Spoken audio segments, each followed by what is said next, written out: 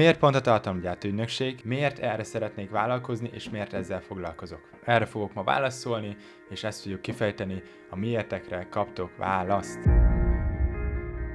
Szóval üdvözöllek itt a legújabb videómban, ha nem ismernél, Kovács Balázs vagyok, 18 éves, és egy tartalomgyártó ügynökséget építek jelenleg, méghozzá a nulláról,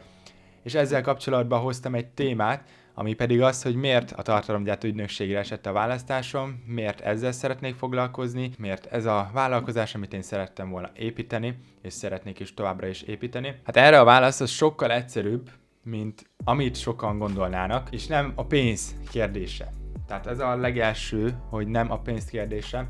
hiszen hogyha én a pénzért csinálnám, akkor már rég nem csinálnám, sőt talán már sokszor fel is adtam volna. Ugye én az elmúlt 5 évben foglalkozok videókészítéssel, illetve fotózási tevékenységgel, viszont ugye eddig sajnos a magyar jogszabályok szerint nem lehetett saját vállalkozást indítani, emiatt ezt tolni kellett évekkel. A 18 éves koromtól nyíltak meg ez a kapu, amiben most már tudok saját vállalkozást üzemeltetni, ezért csak most indult el, és nem korábban, pedig már többször is próbálkoztam. Beszéltem többször is róla,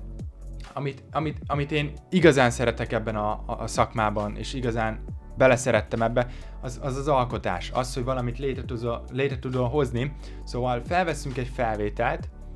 amit a mi elképzelésünk, jelen esetben most már az ügyfelek elképzelési alapján elkészítünk, megtervezünk, és utána összetesszünk, mint egy puzzle belőle, egy videót és egy történetet elmesélünk, majd az ügyfeleinknek, a vásárlóira, vagy hát a potenciális vásárlóira hatással vagyunk, és utána nekik profitot generálunk. Számomra egy olyan dolog, hogy értéket tudunk teremteni, és a partnereinknek pedig vásárlókat tudunk, megtekintést tudunk, és egy brandet tudunk építeni. És ez a legszeretettebb folyamatom, meg a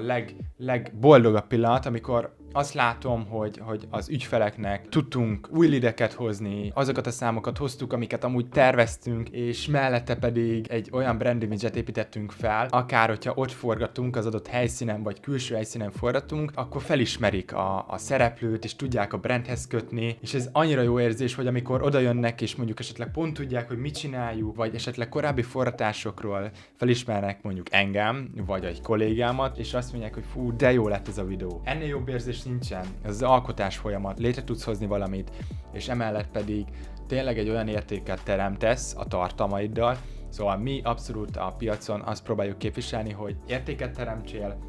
és próbálj meg valami olyat létrehozni, ami hosszú távon építi majd a partnereknek az imidzsét. Végső soron ez egy win-win szituációnak kell lenni, hiszen hogyha csak a pénzben gondolkoznánk, akkor ez hosszú távon szerintem nem tudna jól működni, illetve esetleg a tartalomnak a rovására is mehetne, mivel hogyha csak azon gondolkoznék, hogy hogyan tudnék még több pénzt csinálni, akkor igazából így folyamatosan venném vissza azokat a kiadásokat, amiket esetleg csapattagokra költök, illetve arra, hogy őket fejlesszem, új eszközökbe ruházzak bele, azért, hogy a tartalom még jobb legyen, amit feltétlen nem is fizet meg az ügyfél, viszont a mi szemünknek ez jobban fog tetszeni. Szóval igazából az indok, meg az, hogy megérje, például sokszor így befektetni plusz eszközbe, az részben igen, viszont azért nem feltétlen mindig fizetik meg azt, hogy te azt megvetted azt az eszközt. Persze hosszú távon ez majd ki fog téged szolgálni, de nagyon sokszor egyébként ez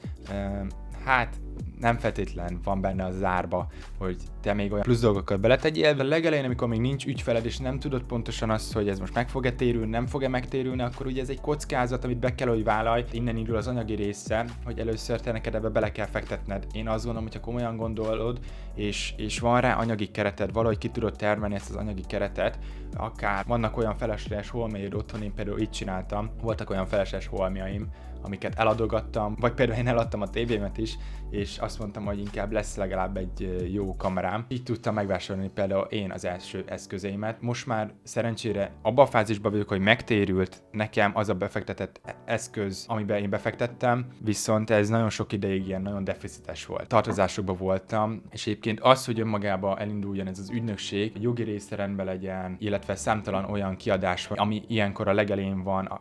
például egy weboldal elkészítése, de én inkább úgy voltam vele, hogy egyszer ezt ki kell ezeket a dolgokat fizetni, de úgy utána majd már ez engem fog szolgálni. Legelején egyébként biztos, hogy fog tudni egyébként valamilyen szinten motiválni azt, hogy pénzkeresel is tök jó lesz, de az a legjobb szerintem, hogyha tudsz találni egy olyan szakmát, egy olyan tevékenységet, amiben te igazán jól érzed magad. Így voltam ezzel én is, amikor például nincs kedvem egy ilyen éjszakai fordításra elmennem, akkor mindig úgy megyek oda, hogy jó, na ezt tudjuk le, és odaérek, és akkor, amikor megfogom a kamerát a kezembe, és előveszem a forgatókönyvet, elkezdek együtt dolgozni a szereplővel, akkor utána az van bennem, hogy fú, akkor most van egy ilyen flash érzés, és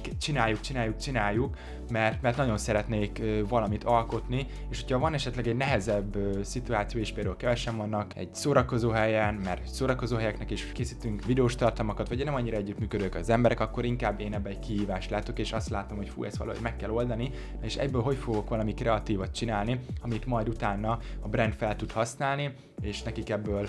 valódi ügyfelek lesznek, illetve jó megtekintéseket is tud elérni. Az pedig, hogy miért lettem vállalkozó, azt úgy mondanám, hogy szerettem volna egy szabad dolgot csinálni, szabadon beosztani az időmet. Ahhoz, hogy ezeket a célokat el tudjam érni, azt csak vállalkozóként tudod megtenni. Szóval egy klasszikus munkával ezt nem fogod tudni, vagy én nem tudnám megcsinálni, vagy nem tudom elképzelni, hogy vannak olyan, nyilván, hogyha nagyon-nagyon magas vezetői pozícióban vagy, csak ott is nekem az a gondom, hogy kötött vagyok valakihez. Én viszont nagyon szeretem azt a folyamatot, amit egyébként nagyon sokan nem szeretnek, akár a csapatomból is, akik például vágók, vagy operatőrök. Én nagyon-nagyon szeretek ügyfelekkel kommunikálni, nagyon-nagyon szeretek tárgyalni, elmenni. Nagyon szeretem ezt az egész adminisztratív folyamatot csinálni. És amellett, hogy szeretem egyébként a szakmai részét is csinálni, én az egészet összeszervezni, és hogy összeálljon ez az egész, a folyamatok jól menjenek, ez is hozzájárul egyébként a vállalkozói létez. Valahogy engem az is motivál, vagy így folyamatosan boostol, hogy ilyen stresszfaktor alatt vagyok, nyomás alatt vagyok,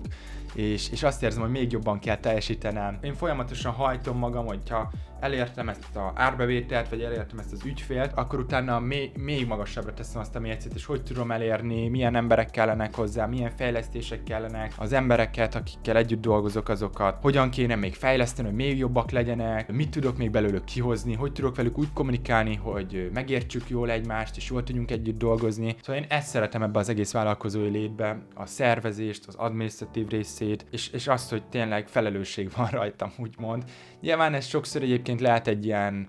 olyan dolog, hogy nehéz, és nem mondom, hogy könnyű, hogy mindig felelősség és nyomás alatt vagy, mert mindig teljesítened kell. Titeket is arra tudlak biztatni, hogy keressétek addig egy olyan szakmát, vagy egy olyan tevékenységet, amiben igazán jól érzitek magatokat, és nem azt érzitek, hogy a pénz miatt mentek oda. Azt érzitek, hogy nagyon szeretnétek valami jót csinálni, vagy nagyon élvezitek, amit csináltok, és azért megkaptok egyébként jutalékot, úgymond bért, akár alkalmazott vagy, akár vállalkozó, nem mindenkinek való a vállalkozás, nem mindenkinek való az alkalmazotti lét, ezért van ennyi lehetőség a világban, amiből tudsz választani, találd meg, amit te igazán szeretsz, és válasz ki, miben te igazán ki tudsz teljesedni, és utána, hogyha te